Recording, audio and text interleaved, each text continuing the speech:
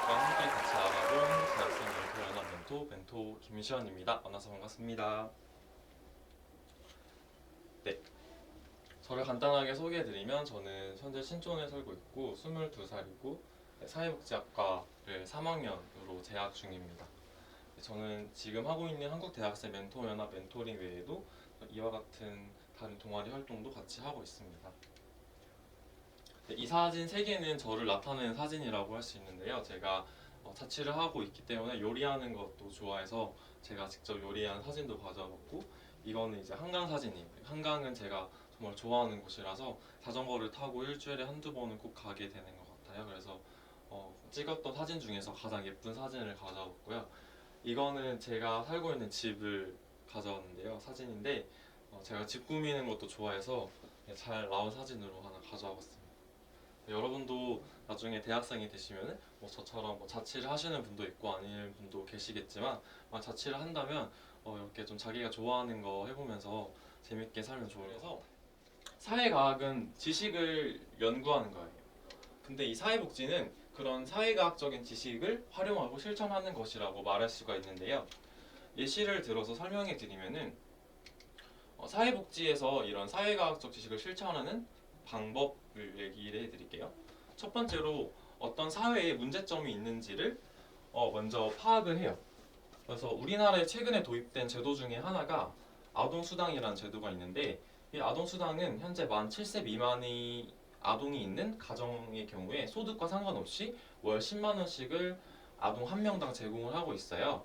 근데 이 제도가 도입된 이유가 사회의 아동 빈곤율이 높았기 때문이에요. 아동 빈곤율이 높다는 것은 아동이 적절한 영양 섭취도 하지 못하고 질병이 걸렸을 때 적절한 치료도 받지 못하고, 또 교육 환경과 같은 경우에도 원활하게 적절한 환경이 제공되지 못하기 때문에 그 아동이 나중에 성인기에 됐을 때 좀 더 취약계층으로 빠지게 될 가능성도 커지고, 그렇게 되면 일탈하게 되는, 그러니까 사회적인 어떤 경쟁력의 악화로 이어질 수가 있어요. 근데 이런 문제를 해결하기 위해서 아동수당을 도입을 했어요. 그래서 아동수당을 도입을 해서 이제 장기적으로 진짜 그 인식조사나 아니면 설문조사 통계, 그래프 이렇게 연구 등을 진행을 해서 이 아동수당의 도입이 문제 해결에 도움이 됐다 안 됐다를 이제 판별을 하고, 도움이 됐다라고 하면 그 정책 지속이 되는 것이고, 만약에 부족하다고 하면은 다시 연구를 해서 보완하는 식으로 이렇게 사회과학을 활용하고 실천하는 게 예시를 설명해 드리고요. 사회복지학의 역사를 이제 다음으로 설명해 드리면은, 사회복지라고 했을 때 많은 친구들이 봉사 아니면 노인용양원에서 청소하는 거, 아니면 진짜 남들을 도와주는, 이렇게 되게 따뜻한 말들을 많이 떠올리세요. 근데 사회복지학의 역사를 시초를 보면은 그렇게 따뜻한 분위기는 아니에요. 왜냐하면 이 사회복지 출발은 영국에서의 산업혁명 이후에 전 유럽에 많은 공장들이 생기는 이제 이런 상황에서 당시에 많은 노동자들이 농촌에서 도시로 몰려들었어요. 그렇다 보니까 그 도시에는 일단은 사람들이 많이 몰리니까 집도 부족하고, 집이 있더라도 주거 환경이 굉장히 열악하고, 환경 문제도 발생하고, 일하고자 하는 사람이 많았기 때문에 당시에 어떤 공장주 입장에서는 굳이 많은 돈을, 임금을 지불할 필요도 없었어요.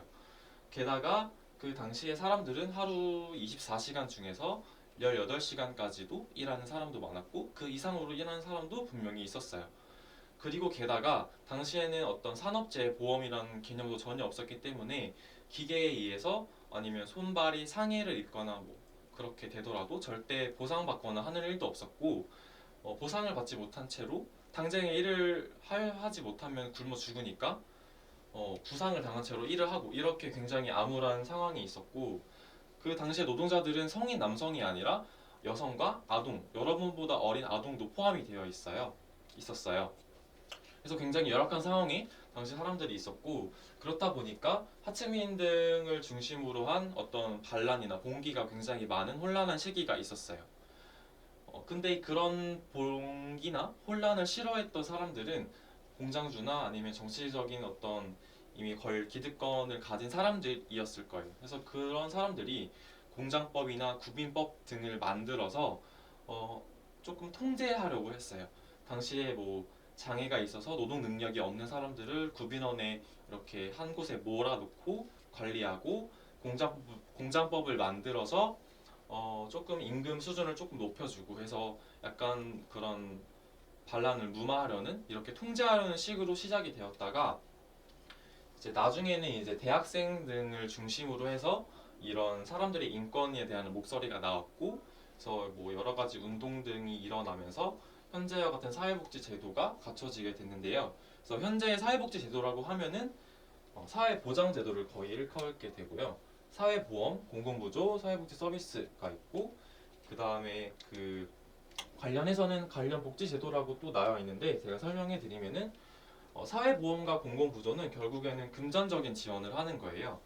사회보험은 내가 평상시에 돈을 일정 부분을 내다가 나중에 어떤 내가 재난이나 재해나 아니면 실업을 하게 되었을 때 소득을 보전받는 제도이고 공공부조는 최저생계비라는 소위 말하는 취약계층을 대상으로 해서 국가의 세금 등으로 지원을 해주는 것이고 사회복지 서비스는 비금전적인 서비스라서 시설에서 뭐 돌봄이나 아니면 서비스를 이용하는 것들을 말하고요. 관련 복지 제도는 사람이 살아가는 데 있어서 생활의 질에 연계가 되는 뭐 보건, 주거, 교육, 고용, 일자리 이런 것들을 관련 복지 제도로 보기도 합니다. 그래서 결국엔 사회복지학은 모든 사람의 삶의 질을 향상시키고 사회 통합을 지향하는 성격을 가지고 있어요. 사회복지학을 그래서 한마디로 정의를 하자면 여러분들이 지금 이 강의에서 이거 하나만 이해하셔도 정말 큰 걸 가져갔다고 저는 생각을 하는데요. 모든 사회 구성원들이 행복하고 안정된 삶을 누릴 수 있도록 하는 인간의 노력이다라고 할 수 있어요.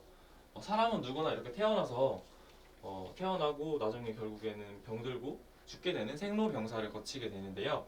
이 과정에서 이런 교통사고를 통해서 내가 장애를 얻을 수도 있고 아니면 나의 배우자나 나의 자녀나 부모님이 갑자기 사망을 할 수도 있고 갑자기 뭐 일자리를 잃게 되는 실업을 할 수도 있고요.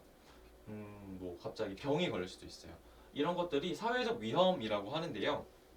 이런 사회적 위험은 분명 우리가 맞닥뜨리지 않으면 좋겠지만 인간이 태어났다면 겪을 수밖에 없는 필연적인 것들이에요. 근데 이런 사회적 위험이 닥쳤을 때 국가나 사회에서 사회보장제도를 통해서 다시 일어날 수 있는 기반을 만들어주는 게 사회복지 제도이고 그게 사회복지학의 의미라고 저는 말씀드리고 싶습니다. 그리고 다음으로는 사회복지 자격증이 있는데요. 이 자격증은 사회복지학과를 졸업을 했을 때 취득을 할 수가 있어요. 이 자격증은 2급 자격증, 1급 자격증이 있고 1급이 더 이제 높은 거예요. 근데 이 자격증 취득하는 가장 흔한 방법은 사회복지학과가 개설된 전문대 2, 3년제나 또는 4년제 대학교에 진학을 하셔서 졸업하기 전까지 이 필수 과목 10개랑 선택 과목 여기 중에서 4개를 선택해서 듣게 되면은 졸업과 동시에 자격증 2급을 받을 수가 있어요. 그리고 사회복지학과 개설 과목과 커리큘럼을 간단하게 설명해 드릴게요. 제가 사회복지학을 지금 3학년째 다니고 있는데 제가 직접 사회복지학을 공부하면서 느낀 점은 사회복지학은 되게 다양한 학문들을 배운다고 저는 생각이 들었어요. 첫 번째는 사회학적인 거, 행정학적인 거, 심리, 그리고 약간의 어떤 생물학적인 것도 배우게 되는데 첫 번째로 사회학적인 걸 배우게 되는 거는 이 사회복지학에서 가장 중요한 개념이 환경 속의 인간이라는 개념이 있어요. 이 개념은 인간행동과 사회환경이라는 전공 필수 교과목에서 배우는 개념인데요.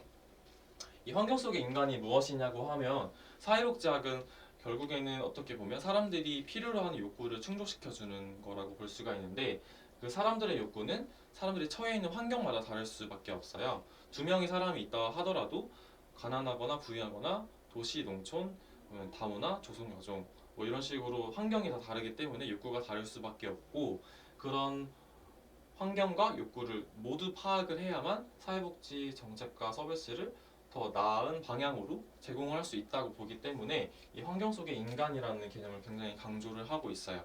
그래서 사회학에서 뭐 사회체계 이론과 같이 그 사람이 어떤 사회에 속해 있냐에 따라서 어떤 뭐 성격을 가지고 또 그 사회가 가지고 있는 역량 그러니까 나중에 사회복지사가 되어서 그 사람의 심리치료를 도와준다 하더라도 그 사회가 가지고 있는 어떤 그 주변의 사회복지 센터라든지 아니면 그 주변 사람들의 어떤 성격이라든지 이런 거에 따라서 그 지역 자치단체의 재원 상황에 따라서 굉장히 또 달라지기 때문에 그런 사회 체계를 배울 때도 사회학을 활용을 하게 되고요. 두 번째로 심리적인 거는 사회복지도 욕구를 순조시켜주는 거기 때문에 그 욕구가 어디서 기인을 한 거고 나중에 심리 상담을 할 때 어떤 기법을 활용할 건지도 배우기 때문에 심리적인 것도 배우고 생물학적인 거는 인간이 태어나서 늙기까지 어떤 신체적 정신적인 발달과 퇴행을 거치는지 알아야만 나중에 대상자로 만났을 때 더 잘 도움을 줄 수 있겠죠. 그래서 그런 것들도 배워서 사회복지학은 되게 다양한 과목들을 배우다 보니까 더 재미있고 질리지 않는 것 같아요. 네, 그리고 사회복지 개론이라는 책은 가장 기본이 되는 전공 서적이에요. 그래서 사회복지 개론 말고 다른 과, 뭐 경제학 개론, 뭐 행정학 개론 이렇게 다양한 개론서가 있는데 이 개론은 1학년 때 듣게 돼요. 그래서 1학년 때 이 사회복지 개론을 듣게 되면은 사회복지 제도 역사, 출발, 뭐 배경, 우리나라랑 해외 사례 비교, 사회복지사로서의 가져야 할 태도 이렇게 되게 다 모든 것들을 집약해 놓았다고 보시면 돼요. 다음으로 사회복지사와 같은 사회복지학과의 진로를 설명해 드릴 건데요. 제가 사회복지학을 전공한다고 말을 하면은 많은 사람들이 그럼 사회복지사 하겠다 이렇게 말씀을 하세요. 근데 사회복지사가 가장 흔한 진로이라고 볼 수도 있지만 그거 말고도 사회복지학과는 다양한 진로가 있어요. 먼저 사회복지사 얘기가 나왔기 때문에 사회복지사랑 사회복지 계열 공무원을 설명해 드릴게요. 이 사회복지사나 사회복지 계열 공무원은 이 사회복지사 자격증을 취득하는 식으로 거의 많이 나가고 있어요. 그래서 2급 자격증을 취득하시던 1급 자격증 취득을 하시던 사회복지 관련 기관에서 사회복지직 공무원으로 일할 수가 있고요. 1급 자격증을 취득하시고 나면은 의료사회복지사랑 정신건강사회복지사라는 게 있어요. 이 두 분은 어떤 일을 하게 되냐면 큰 병원에는 장기 입원 환자도 있고 아니면 죽음을 얼마 앞에 두지 않은 호스피스 병동의 환자들도 있는데요. 그런 환자들의 경우에는 의사나 간호사가 신체적으로 치료해주고 보조해주는 것뿐만 아니라 정신적인 케어도 필요해요. 그래서 이 의료사회복지사, 정신건강사회복지사 분들은 어떤 치료 계획이나 아니면 치료했을 때 심리적으로 뭐 지지를 해주기도 하고 아니면 가족 상담을 해주기도 하고 의료사회복지사 같은 경우에는 그 병원비나 입원 치료비 마련을 어떻게 제도 서비스 자격이 되는지를 파악을 해서 연계해주는 식의 역할을 하시는 분이 의료사회복지사라고 보시면 돼요. 그리고 연구원도 있는데요. 연구원은 뭐 대학교 연구기관이나 공기업이나 뭐 공무원 신분으로 자기가 하고 싶은 정책 분야를 연구하게 되는 건데요. 만약에 제가 이 왼쪽이 가져온 거는 한국보건사회연구원이라는 공기업이에요. 이 공기업에서는 뭐 사회보장평가, 통일사회, 뭐 노동, 지역사회, 고령, 저출산, 가족 정책 이렇게 되게 다양한 분야를 연구하고 있는데 만약에 내가 고령 사회 이런 분야에 연구를 하고 싶다 아니면 통일 분야에 연구하고 싶다 그러니까 통일 분야를 하면 나중에 통일이 되었을 때 새로 갖추어야 할 사회보장 제도가 어떤 게 필요한지를 연구하는 거거든요. 그래서 만약에 내가 통일 분야를 공부하고 싶다라고 하면은 대학교를 진학을 하시고 나중에 대학원이라는 석사, 박사를 따는 곳에 가서 더 공부를 하셔야 돼요. 그래서 3, 4년, 뭐 5년 동안 이 통일 분야에 대해서 연구를 한 다음에 논문을 뭐 쓰고 발표를 해서 나중에 이 한국보건사회연구원 통일사회보장연구센터의 연구원으로 지원을 하시면 되는 거예요. 그리고 이제 NGO랑 사회적 기업도 있는데요. 그린피스나 굿네이버스는 여러분들 많이 들어보셨을 거고 이 아름다운 가게도 우리나라 곳곳에 서울에 곳곳에 많이 있어서 한 번쯤 보셨을 거예요. 이 두 곳은 NGO랑 이 사회적 기업은 공통적으로 사회적으로 좋은 일을 하고자 해요. 그래서 어떻게 좋은 일을 하냐면 취약계층을 직접 지원하는 경우에는 일단은 그 사업의 수익 일부 또는 전액을 기부한다거나 아니면 비금전적으로는 서비스를 무료로 이용하게 한다든지 아니면 금전적으로는 이제 돈 말고 상품, 그러니까 물질적으로 쓸 수 있는 상품을 무상으로 제공한다든지 이렇게 도움을 주거나 아니면 일자리를 아예 제공을 하는 거예요. 취약계층이 일자리 없는 경우에 이곳에서 일할 수 있도록 해서 일자리를 제공하는 식으로 도움을 주고 있어요. 근데 이 NGO랑 사회적 기업의 차이점이 있는데요.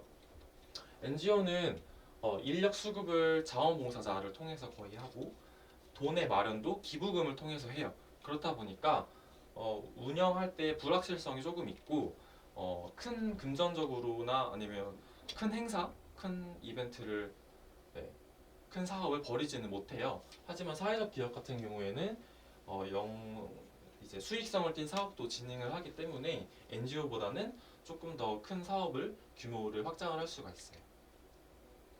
네, 그리고 마지막으로 기업사회공헌팀이라는 게 있는데요. 이 기업사회공헌팀은 최근에 나온 개념이라고 볼 수가 있어요. 가장 최근에 나온 그런 개념인데 이게 뭐냐면 요즘의 기업들은 자신의 기업의 이미지를 굉장히 중요시하고 있어요. 그래서 사회적으로 우리 기업은 이바지하는 좋은 기업이다라는 이미지를 심어주고 싶어 하는데 그래서 과거에는 뭐 자원봉사, 기부 같은 거를 비정기적으로만 했어요. 그래서 뭐 연말에 뭐 김장김치 담그기 행사나 아니면 기부하는 거 그래서 뭐 사진 찍고 그래서 한 번 한 행사를 뭐 언론에 많이 기사를 써서 뿌리고 이런 식으로만 했었는데 요즘의 소비자들은 절대 그런 거에 속아 넘어가질 않잖아요. 그래서 이런 기업 사회 공헌 팀에서는 자원봉사나 기부는 당연히 하는 것이고 그것 말고도 자신이 사업체가 하고 있는 사업들을 재능 기부 형식처럼 하는 거예요. 그러니까 예를 들어서 포스코 같은 경우에는 철을 만드는 대표적인 회사인데 포스코는 광양이랑 포항이라는 곳에 제철소가 있어요. 근데 이 제철소 주변에 주거 취약계층에 찾아가서 주거 개선 사업을 하는 거예요. 만약 그렇게 된다면 일단 집을 만들 때 가장 기본이 되는 게 철골이기 때문에 포스코의 철을 쓰기 때문에 거기서 이제 자신의 수익을 가져갈 수 있고 그와 동시에 주거 취약계층에 집을 만들어 주는 거다 보니까 그 지역 사회에 이바지한다는 좋은 이미지도 심어줄 수가 있겠죠. 그래서 그 두 마리 토끼를 잡는 게 CSR 또는 CSV라는 기업 사회 공헌 팀이 하는 일이라고 보시면 돼요. 네, 그리고 사회복지학과에 진학하고자 하는 친구들에게 제가 하고 싶은 말은 이 한마디를 기억했으면 좋겠어요. 차가운 이성과 따뜻한 가슴. 따뜻한 가슴이 필요한 거는 여러분도 짐작하시다시피 사회복지학을 누군가에게 도움을 주는 거에서 보람을 느끼는 사람들이 하면 정말 좋아요. 근데 그 사람들에게 정말 도움이 되려면 내 자신이 전문적인 지식을 갖추고 있어야 되고 순간순간의 판단력도 필요하기 때문에 이런 차가운 이성도 같이 조화되어야 하는 학문이라고 저는 생각을 하고요.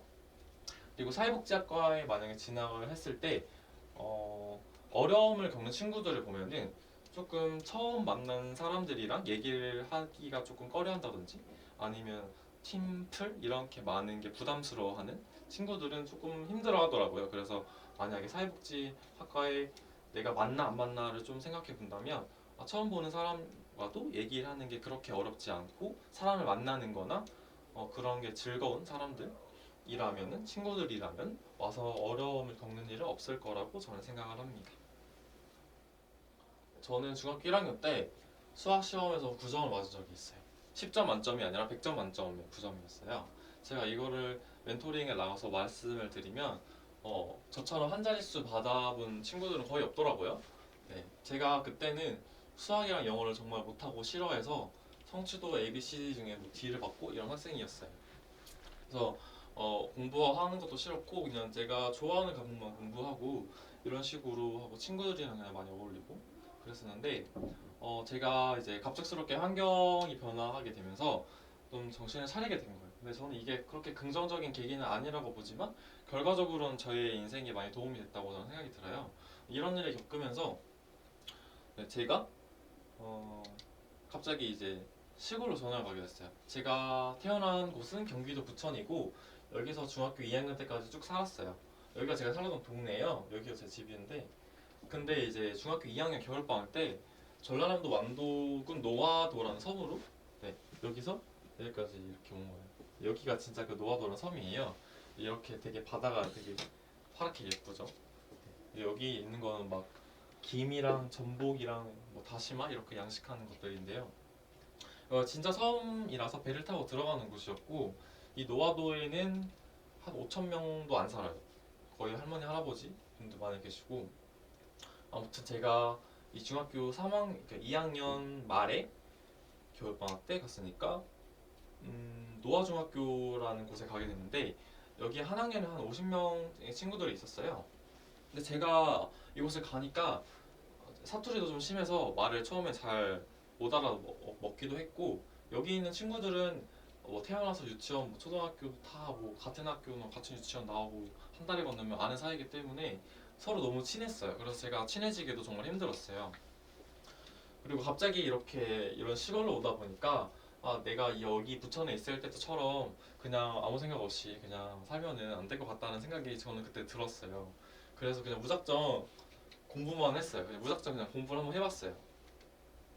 그냥 그 무작정 암기를 하고 암기밥 먹듯이 그냥 무작정 암기를 하고 반복풀이하고 이런 식으로 했었는데 제가 중학교 3학년 때 중간고사를 봤는데 1학기 중간고사 1등을 한 거예요. 그 50명 중에서. 근데 저는 처음에는 1등 해도 별로 기분이 좋지 않았어요. 왜냐면은 시험 문제를 일단 다 알려줬었고 저는 부천에 있을 때 저보다 공부 잘하는 친구를 정말 많이 봤어요. 그래서 그 시골에서 1등 했다고 자랑해도 자랑이 안 될 거라고 생각을 했었고 네 그랬어요.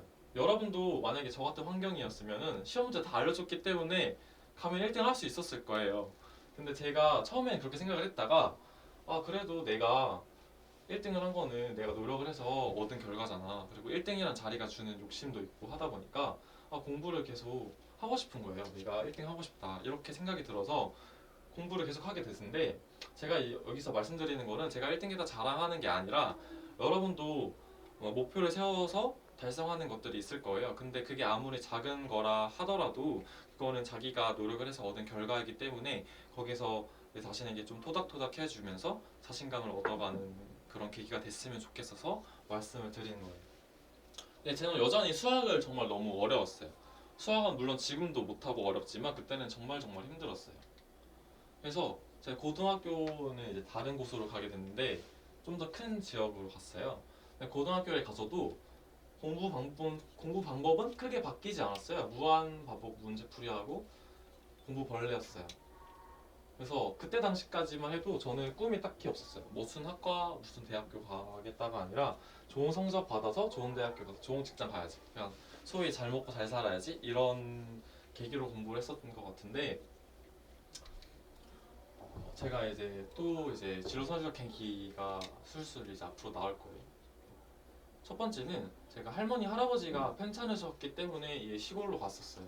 근데 할머니 할아버지 상태가 더 안 좋아지셔가지고 결국엔 요양원으로 가시게 됐고 부모님도 원래 직장이 서울에였기 때문에 다시 올라가셨어요.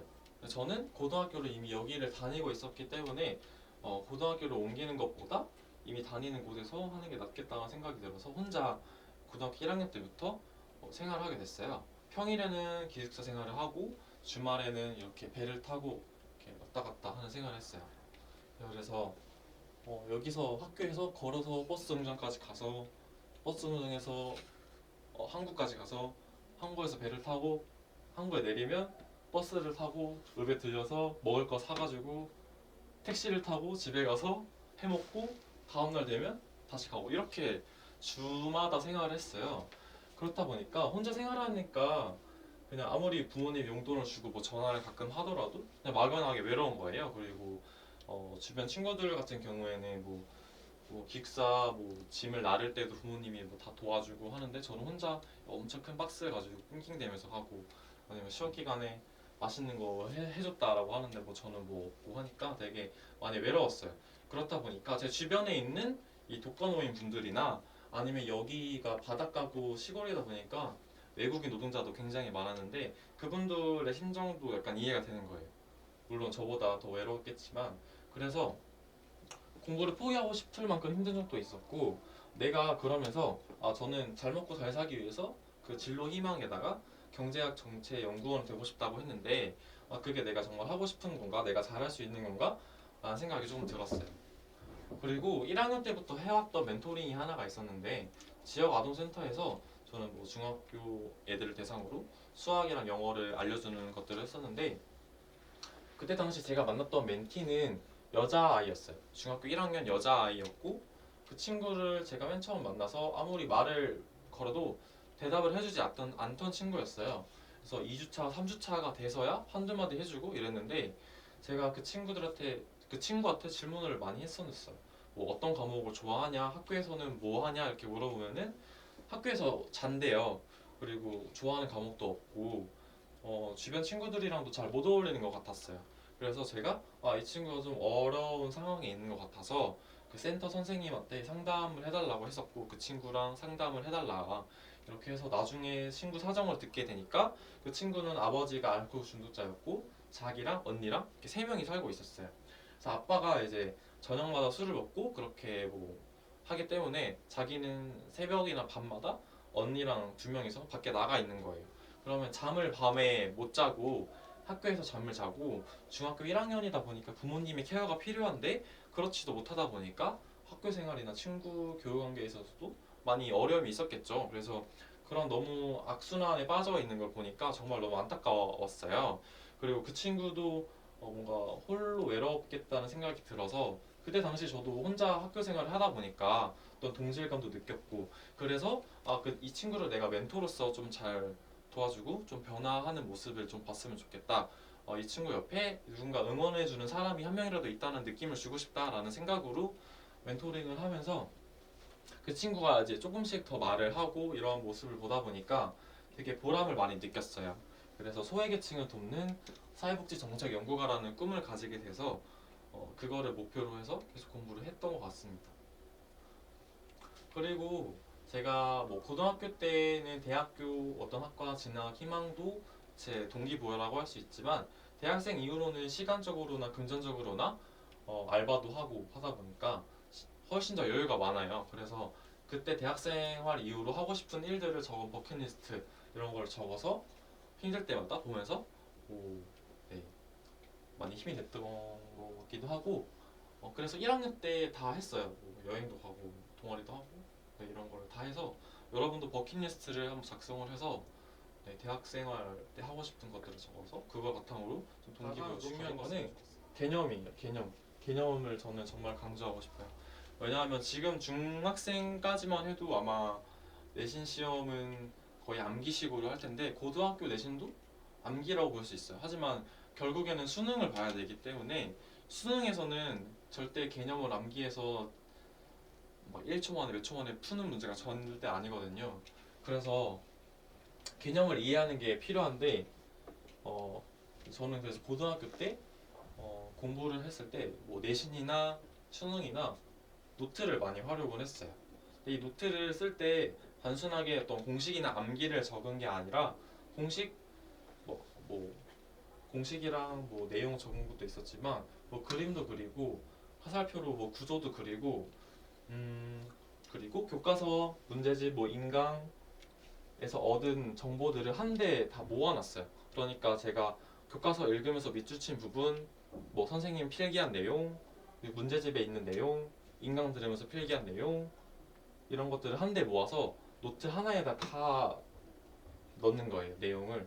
그리고 이게 제가 이해한 대로 쓴 거기 때문에 오류가 있을 수도 있어서 뭐 인터넷으로 검색을 해본다든지 아니면 선생님한테 질문한다든지 해서 그 노트 하나를 과목마다 만들어서 정말 뭐랄까 약간 황금 노트식으로 이것만 있으면 시험 문제 없다 이런 식으로 만들려고 했어요. 그래서 3주 전부터 내신 3주 전부터 공부를 해서 한 내신 시험 일주일 전까지는 노트를 완성을 시켰고 그 일주일 동안은 문제를 풀고 이제 이 노트 개념 노트 보면서 확인하고 이런 식으로 하다 보니까 그게 이 노트 하나 만드는데 시간이 오래 걸리는 거 아닌가 이렇게 볼 수도 있는데 한번 제대로 할 때 그렇게 공부를 해놓으면은 기억도 훨씬 오래 가고 오히려 시험 기간에 많은 책 뭐 필기 뭐 뭐랄까 프린트한 물 이런 거 보는 것보다 노트 하나만 들고 있는 게 훨씬 더 안 복잡하고 좋더라고요. 그래서 여러분도 이 노트를 많이 활용을 했으면 좋겠어요.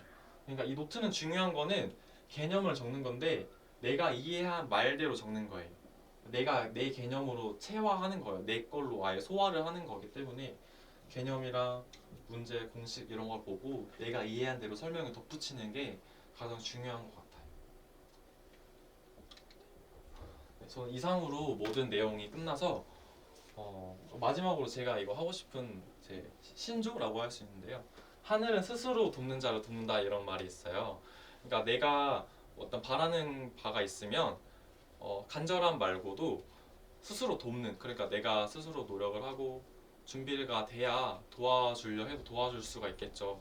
그러니까 여러분도 저는 내가 지금 뭐 경험한 거나 노력한 거는 언젠가 반드시 보답이 온다고 저는 수험 생활을 통해서 느꼈기 때문에 여러분도 네, 그런 친구들이 되었으면 좋겠습니다.